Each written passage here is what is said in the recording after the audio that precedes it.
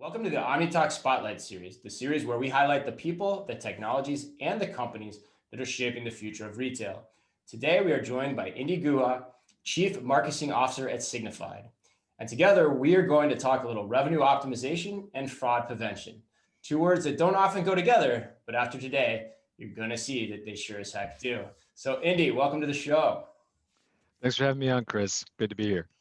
Yeah, man. I mean, fraud prevention, that's not a topic, that necessarily people are like, hey, I want to hear all that you can tell me about that. We've never covered it on the show, but I think it's actually, I've known you for a couple years now. I think it's one of the coolest things out there. There's some really interesting angles to this, especially as we start thinking about how retail is evolving, the pandemic, omni-channel. Like, just give us the 411 on fraud prevention, where Signifyd sits in that whole nexus of everything. Yeah, totally. I think the challenge for all of us as an e-commerce ecosystem is when people think fraud prevention, they're really just mapping over loss prevention from physical retail. And then the challenge with that mindset, and this is Visa's data, it's not Signifyd's, is if you start benchmarking how many transaction attempts get declined in e-commerce, it varies a lot by category, it varies a lot by geography, by basket size, but the band is anywhere between 5% and 15%. So just think about that for a second. Let's That's take a the middle of the lot. range, 10%, right? Mm-hmm. If I told you, hey, CMO, your marketing return on ad spend would be 10% more efficient if you tuned the payments layer, you'd probably look at me like I had two heads, right? Because if the problem was that big, somebody would have brought it up before. Right. Or, if I came to the VP of product or the VP of e-commerce and I said, hey, all of those amazing customer experience innovations you rolled out across your website, they would all be 10% more productive if you just tuned your checkout. Same reaction, right? If the Right. problem was that large, someone would have told me about it. And I think this occurs because there's a couple of things happening in that Okay. payments layer, right? Ownership of the checkout experience and the data sources and the hops is scattered across e-commerce operations and finance and fraud prevention. So no one really looks at the end-to-end funnel. Hmm. And there's a lot of legacy tech using a lot of broad traffic filters. So we'll talk more about that, but that's Is that like a lack of fundamentally. ownership then too? Like in terms of who makes the decision as you get into that sea of kind of muckiness? Like is that a factor? Absolutely. I would shorthand it as death by a thousand paper cuts. Um, Okay. and the end result is really high customer lifetime value shoppers get kicked out in the checkout flow. And so when we're talking about revenue optimization, that's really the problem we set out to solve. That's a bigger problem than fraud. If you can get your chargeback losses, the thing fraud prevention fixates on, down to zero, if you dropped your approval rate, your conversion rate through the payments layer to like 70%, Right. that's clearly not the right decision. So how do you find the sweet spot? Indy, what's happening on the customer side? Like, I think I'm not familiar with like that part of it. Like when you say you have the potential of losing this customer, like what are they seeing and what's happening? And do the retailers even know about that, or are they even paying attention if it's spread across so many areas? Yeah, it's a great question. And so I think we call it the insult cost, right? Okay. No customer wants to be perceived as having attempted to steal. Yeah. And the way it shows up is sometimes you just get a random email from the retailer saying, sorry, your order has been canceled, no further explanation. Other times there's no communication at all. And maybe you've had this experience where you're expecting a shipping confirmation, 3 days go by, you don't get the confirmation, you Mm. then Hmm. click the track order link, and it basically, it might say the item's out of stock or something like that. But oftentimes what really happened is you hit a fraud filter, the order got cut off. Huh. And, the assumption is if it's a real customer, they'll reach back out. And sometimes that's true, right? If you're buying, let's see, a custom pair of Nikes, you probably will reach back out. There's Sure. real brand affinity there, right? Right. But if you're buying a generic SKU that you could buy from any number of other retailers, you're just going to go get it on Amazon. I was gonna say, or if it's your first time shopping with the retailer too, like Right. this is I found you on Instagram, I'm shopping with you for the first time, and that was my experience. I'm definitely not coming back. I want to make sure I understood this correctly too for everyone listening. But like, so basically, what you're saying is this is happening, and we as consumers don't actually know that this is why it's happening. There's some other kind of excuse or reason given, could be in, maybe if it's even in a so-called quote unquote out of stock or some rationale. But so that's what you're saying here is we don't actually even see this when there's that leakage happening, because the retailers are thinking some people might be participating in fraudulent activity. Yeah, it almost doesn't matter what the stated reason is. I think Right. what we can all relate as consumers and shoppers to the feeling of frustration that, I'm trying to give you money and I can't complete this transaction. Wow. I guess I will take my business elsewhere. And I think that's a real missed opportunity, right? It's not just the first time transaction where this problem happens. It's all future transactions that consumer would have made on your site. And if you think back to the moment we're all having as an e-commerce community, this whole channel got flooded with first-time shoppers in 2020, Right. right? And most sophisticated retailers really had to evolve customer experience to think about that first-time shopper experience. And that is the exact scenario where this drop-off issue is most pronounced. Because most retailers have some way of tracking, hey, this person has bought from me before, the transaction's probably okay. But for first-time shoppers, if they're flying blind without some benefit of network data to say, hey, this is a good shopper across all of e-commerce, they're much more likely to decline the transaction. And that's not going to slow down either. I mean, when you look at just how e-commerce continues to grow and continue to take a larger share of the pie, that activity is just going to continue to happen as people see new shoppers year over year over year over year, right? Yep, and I think this comes down to probably a macro topic you all have discussed many times on this show. How do you solve for identity, right? And identity unpacks in a lot of different ways. I mean, let's just think back to the holiday season. This past holiday season, many of us couldn't travel to be with friends, to be with family. And so a lot of that desire for togetherness probably manifested as gifting.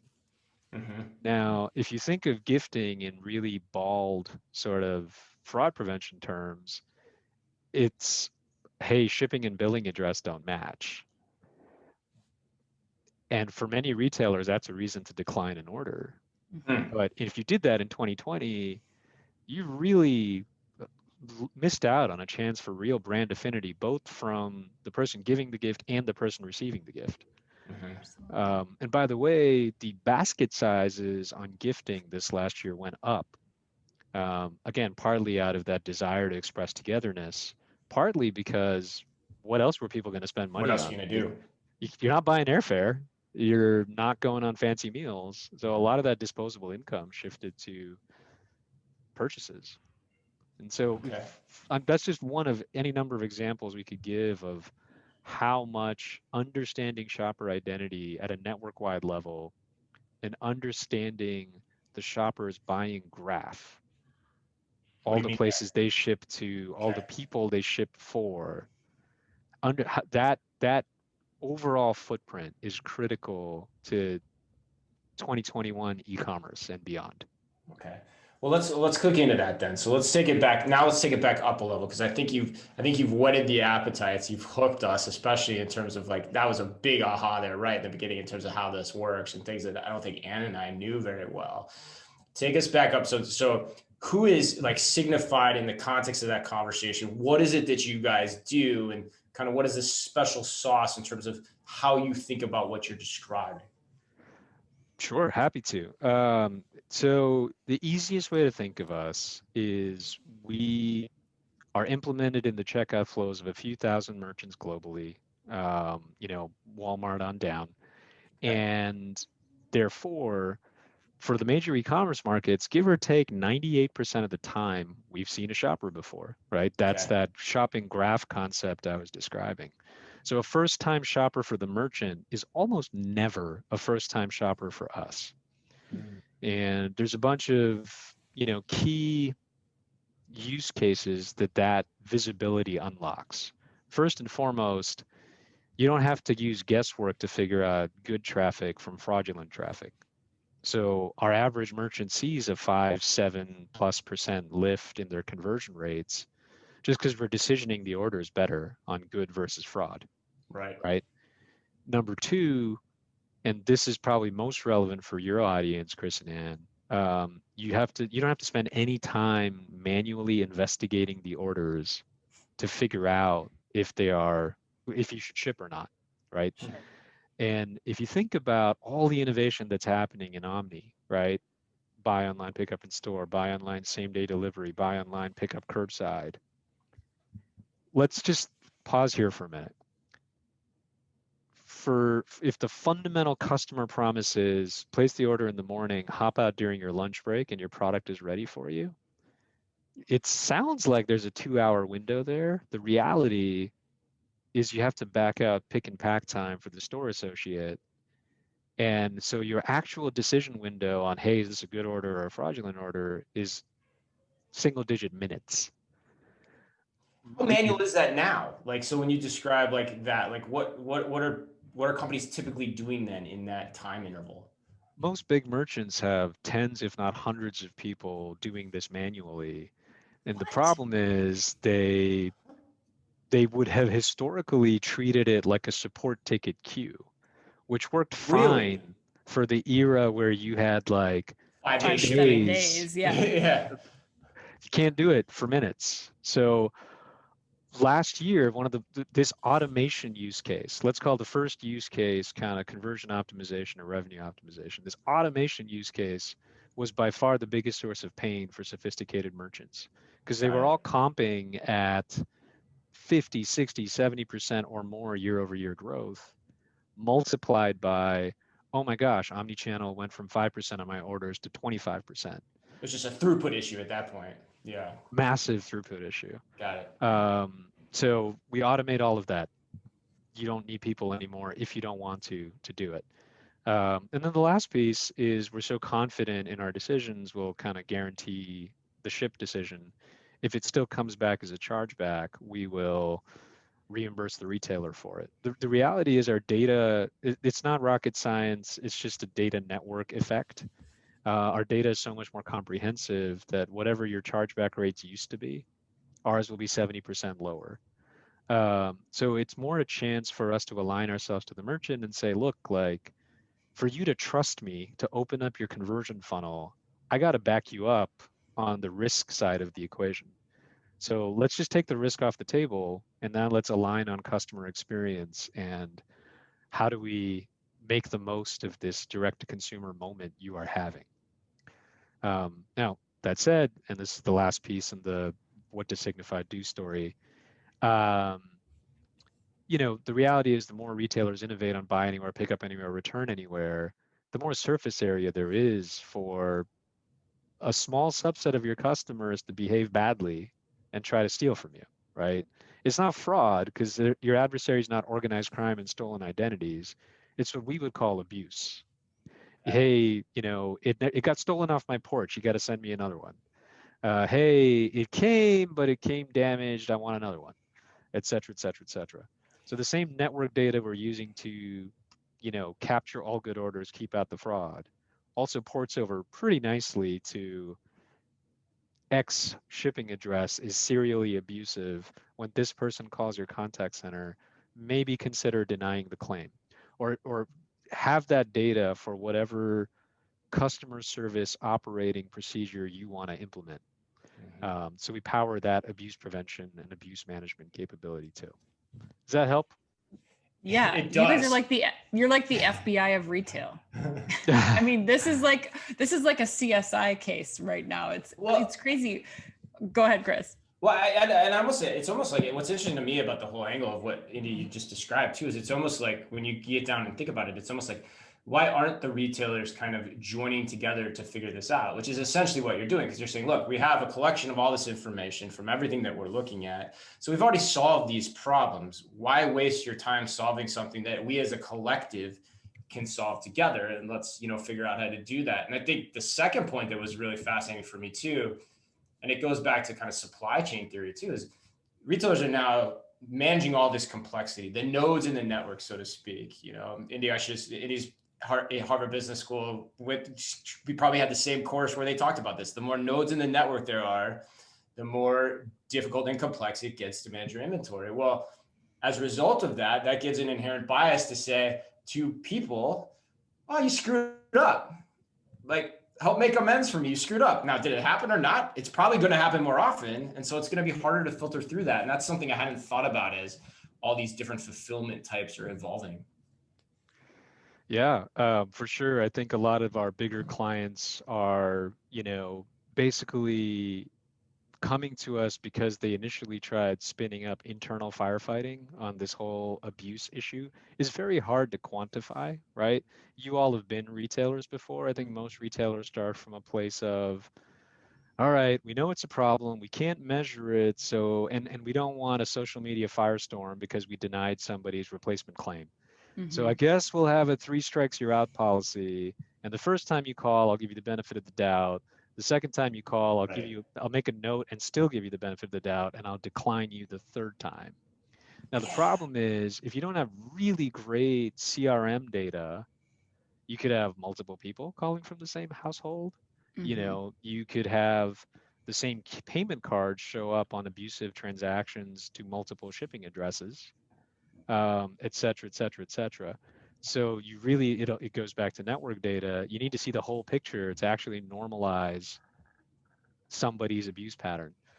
And the interesting thing about that, and then Anne, I know you got a question too, but like the interesting thing about that to me is like when I think back to my time as a store manager, the analog for what you're describing is like the guy at the Target who's running AP goes and talks to the guy at Costco who's running AP, and they're connecting in this same way.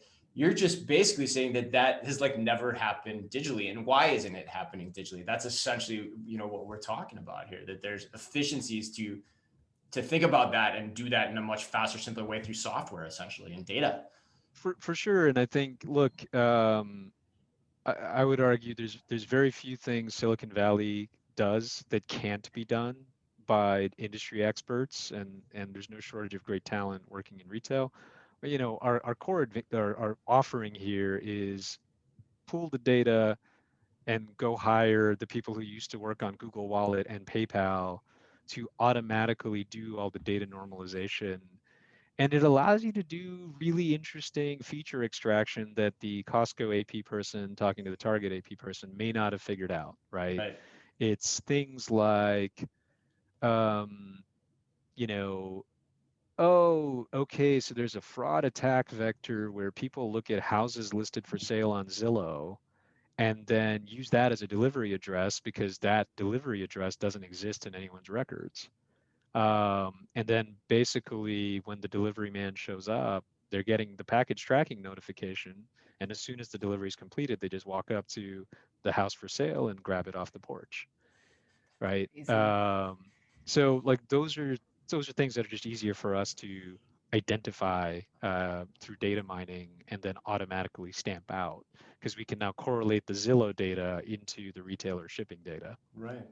But and I apologize, you had a question earlier. And no, well, I'm curious, I'm sure you're limited in what you can share about how you're collecting your secret sauce, like Chris was saying, or how you're gathering all of this data.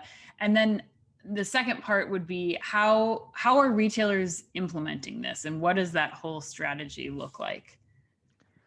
Yeah, for sure. So I guess in terms of data sources and how we use it, the data sources are very transparent. And we work with our retailers to basically, I would say there are 3 or 4 big buckets. There's the shopper's session behavior before the checkout, and that can include anonymous sessions or authenticated sessions with an account. So we see the whole click stream in short. There's every data element that's part of the shopping cart. or the checkout page. And then there's kind of a whole set of data around what happened with fulfillment. This is part of how we detect abuse, right? So we Okay. integrate with your shipping provider to capture all of that automatically. And then there's obviously the actual, how did the transaction settle? Was it a good transaction? Did it come back as a chargeback? And those are kind of the 4 buckets of data we're constantly ping-ponging across thousands of merchants to kind of do what we do. In terms of integration, it's much simpler than that sounds because look, it's a modern product. We actually have pre-built integrations for all the major e-commerce platforms, all the major payment gateways, all the major OMSs, etc. And probably the best data I can offer on that, this is on G2 Crowd, it's based on merchant reviews, it's not a marketing claim, is merchant self-reported, 75% of merchants are live in a month or less. Hmm. In fact, more than half our merchants are live in weeks. Well, that's why I wanted to have you on the show, because I think this is like, that's why I teased the intro the way I did, because I think this is like, you want to talk about low-hanging fruit, is we got to try to find whatever revenue we can find when some stores are closed or closed by certain locales. This is an easy, I think, concept for people to get behind and try to figure out and do something with. I have a question though now on that, shifting gears a little bit, like how has the pandemic changed things? Because the one thing I think about this is like, you've got a lot more curbside orders, a lot more buy online, pick up in store orders.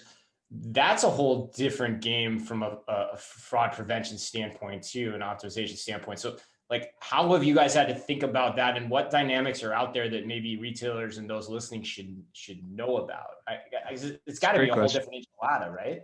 Yeah, for sure. So first of all, I hope curbside pickup never goes away. I have 2 little kids. Yeah. And the convenience of pulling up, you open your trunk, product appears in the trunk and you drive off, and you never have to like corral your kids while they run through the store. Fantastic, right?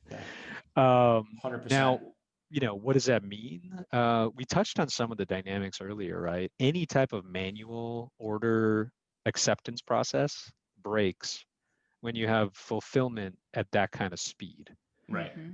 Number one. So you have to automate it if you expect to do any real volume. And I think that's one dimension of pressure for the retailer. The other dimension of pressure is, let's just take a step back. If it wasn't 2020 or 2021 and somebody pulled into a parking lot, opened their trunk and said, by the way, I'm wearing a mask, put the product in my trunk and I am going to peel out, I think you would call that a in the robbery. parking lot, right? Yeah.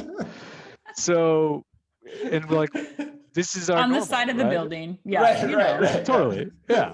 By the loading docks. Right no next to big the deal. loading dock. Yeah, there you go. Exactly. This is all totally normal. Yeah, for sure. Nothing to see here. So, as a retailer, you have to consciously be okay with, okay, someone's going to show a store associate a receipt through a car window, which might have snow on it. You can't see the receipt properly.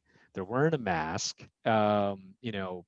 If the line backs up in the parking lot, the stores, whatever training the store associate has on identity verification is going to go out the window. A, they're not a TSA agent. B, the line's backed up. So like these are just all very real operational realities. And what we recommend to clients is effectively defense in depth.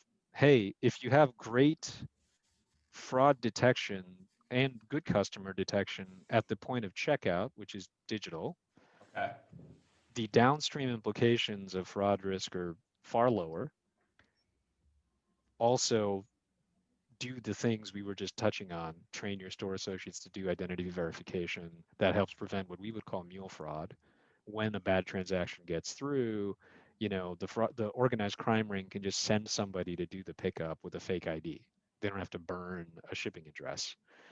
And the last piece of defense in depth would be consider a liability shift. We're able to authorize that curbside pickup transaction and it's effectively give you insurance for any fraud that happens in that channel. So why open yourselves to the potential profit hemorrhage that could happen as you scale up the channel in case you do get stolen from that way.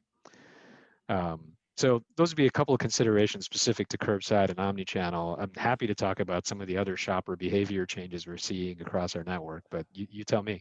Well, yeah, no, I think let's go there. I think maybe we'll go there next and then kind of put the capstone on this whole thing, and then we'll play How Millennial Are You? But like, where's this all, yeah, where is this all going? What changes in behavior are you seeing? And what are the things maybe around the corner that we haven't asked that retailers are going to need to start thinking about? Man, so we could easily have spent the whole, time on just this topic. I'll try to keep it to the highlights.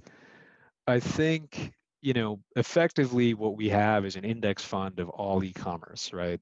Across our merchants, we're seeing sort of the full range of what people are shopping for right now.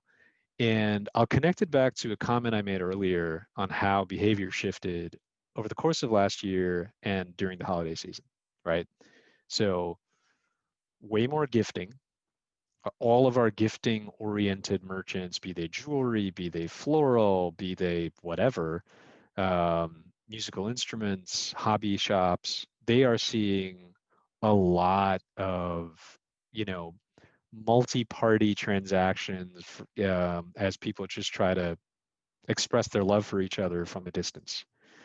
The basket sizes on those things have gone up, as we talked about, because what else are you going to spend money on? And we've all been apart for a long time.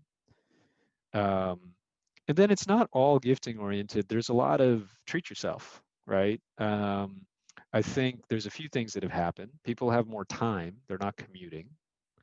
And therefore anything that is, hobbies I didn't have time for before have made a big comeback. Musical instrument sales have skyrocketed, cooking related gear sales have skyrocketed. We've all had the Instagram feed moment of everyone baking sourdough bread. The sourdough Just extrapolate bread starter. that. Yeah, exactly. But it's not just hobby oriented investments, and I'll stop here. People never in modern society have people spent this much time at home. And so there's this real, I have disposable income if, obviously there's a tale of two economies and we could easily spend half an hour just talking about that. But for people who are of higher income levels, they can't travel, they can't go on nice meals, but they're spending more time at home. That manifests as buy a lot of really nice furniture because you're going to be using it a lot more, upgrade your home office, and by the way, upgrade kitchen appliances. So all of these categories that have seen this surge are just trying to catch up. Huge supply chain issues, product availability issues, etc. So hopefully that's a bit of a snapshot of what we're seeing across different categories. We actually have all this data on our website at signifyd.com/pulse. And it's broken out by kind of subcategory, apparel, home goods, etc. So you can kind of poke around, and for a data wonk, there's hours of entertainment there, which, maybe I'm just showing my true colors. Yeah, a little bit. All right. If people had known the other backgrounds you were thinking about for this podcast too, I think you would have seen it even more. But yeah, go for it. All right, Indy, are you ready to play How Millennial Are You? Sure. Yeah, let's do it. Okay. Let's go with the first question. So when you're paying for groceries in a store, when you're not pulling up, doing curbside pickup, are you pulling out a credit card or using mobile payment or cash? What are you doing? I tried paying in whatever livestock, and it didn't go over very well. But so Apple Pay or my credit cards also have the contactless chip. So one of those two. So you're tapping. Okay. Everyone's tapping these days. Like that's like the one thing we hear consistently in 2020, 2021 now that we never heard before. Like it's so funny how that's just taken off. It's definitely the most embarrassing thing though. I feel like when your tap card doesn't work and you just sit there like holding it, hovering around, that's like you definitely don't feel cool. Let me tell you, you don't feel millennial when you're sitting there. It's I think that ages you.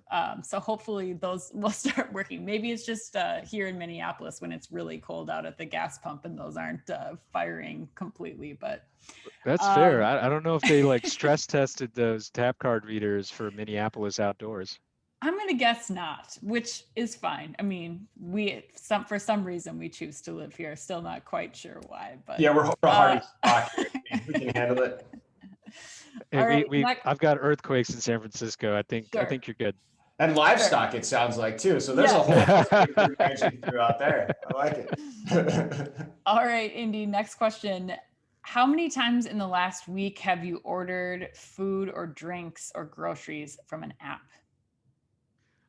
Yeah, we're a little old school, so my wife and I generally like going to the grocery store for the wondering Nice. factor of like, Sure. okay, what are we going to cook this week? Are you a chef? I would not go that far. Okay. Although I squarely fit the stereotype I was just talking about. Like we just upgraded our kitchen knives, so there's that. Okay. But yeah. So you look the part for sure. You've got the equipment. I have to ask, as a former e-commerce buyer for Target, what knife brand did you procure? Just out of curiosity. Going in nice. We went with Shun. So when Japanese. I mean, it's all Target. Believe it or not. Nice. That's cool. Yeah, it was cool. Yeah, I know that brand well. Yeah, it is just I'm a sucker for craftsmanship, and just the hammered thing they do with their blades looks really cool. I also may have just watched Kill Bill too many times. Okay, so anyway, back to the question. I would say 3 times a week, mostly because we love travel. We can't travel, so with the kids, we play the game of where should we travel with our bellies this week, and they pick different places, and yeah, we rotate where we order from. Fun. We'll have to give that a shot on our side too. I like that idea. Yeah, that's a good idea. Okay, last question. If you could only use one social platform, which one would you choose and why? Yeah, I think this is no longer cool, but I would go with Instagram, mostly because it's the least stress-inducing. Why isn't it cool in your opinion? I'm curious. I think Instagram has now aged out. So if we're really talking like you're on one of the cool platforms, you got to go TikTok or later. The average Instagram user is now in their 30s. I think that kind of, yeah. So not cool anymore. I mean, I feel like Indy probably won and beat every single like how millennial Gen X are you question that we could ask Chris. I gotta ask later. I gotta press on that one a little bit too, because he said something. He left an opening there. So just to close it out, I gotta ask: when you say it's less stressful, like why? What is it about that speaks to you in that way about Instagram? Because I go on Instagram and I'm like, man, I'm not living a big enough life. I gotta figure this out. Fair. You can do the keeping up with the Joneses type of stress, right? But that's just like that's been social media since inception. True that. Right? Yeah. True that. Yeah. You know, at least for most of the doom scrolling that was 2020, there was just a lot of. Oh, I see what you're saying. Yeah. Tribe X versus Tribe Y hate. Yeah. On any other social platform, whereas Instagram is just sort of visual content, and yeah, it's an escape. I'll give you that. Not to get too deep. Yeah, no, that makes sense. I got you now. I got you. All right, so Ann, you think he did pretty well, huh? I'm gonna give it to you. I think you did a great job. Definitely millennial, if not even X or whatever is coming after the next generation. Good job, Indy. Yeah, the Instagram data drop is pretty good there too. We haven't had that before, so nice work. Well, hey man, that was a ton of fun. I think that kind of closes us up here. Last question for you. Like, I know we found a ton of this content incredibly interesting and learned a lot. So if there's anyone out there who's listening, what's the best way for them to get in touch with you to learn more? Like, what should they do? Yeah, I mean, easy guy to find. You can just shoot me a note at indy.guha@signifyd.com. As I mentioned earlier, if you're curious about all the industry data we're seeing, which we anonymize across our thousands of merchants, check out our Pulse Hub, signifyd.com/pulse. Shoot me a note on LinkedIn. I genuinely love geeking out on all the different ways in which e-commerce brings joy to people in an otherwise challenging time. And I love talking to people about how they're trying to scale their business and what are some of the operational kind of wins they're seeing, challenges they're seeing, etc. And we love connecting merchants with other merchants who might have answers to the questions they have. So happy to do that. Yeah, we didn't go into this, but yeah, you've got a background a significant background on a lot of that too, in terms of helping and advising people as they're going through that process. So yeah, look them up for that as well, in addition to everything we talked about. So, well, hey man, again, thanks so much for joining the show. Again, it's Indy Guha, the Chief Marketing Officer at Signifyd. To everyone listening, be careful out there.